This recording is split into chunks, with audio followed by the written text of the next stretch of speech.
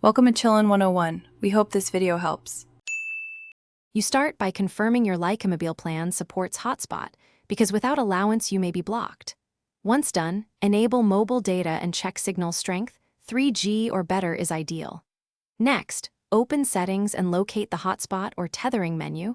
Tap to turn it on. Make sure you disable battery saver modes that throttle background radios, since they can drop connections. This gets the hotspot live and ready for devices to pair with. Now you're set to configure security and naming. Once the hotspot is active, you should customize the SSID so you can easily spot it in device lists. You'll also choose security. Pick WPA2 or WPA3 and create a password of at least 10 characters. Include letters, numbers, and symbols, because open networks are risky. Make sure to set a device limit or turn on a data cap if your phone offers that feature, since Lycamobile data can be consumed fast. Finally, save settings and test by connecting one device to verify internet access.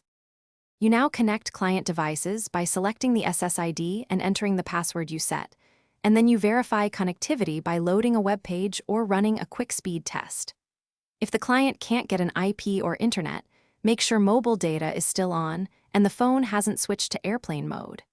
If problems persist, toggle the hotspot off and on, reboot your phone, and check your Lycamobile account for remaining data. Because most connection issues are plan or radio related, this quick troubleshooting usually fixes it. Thanks for watching. Consider subscribing if we helped you.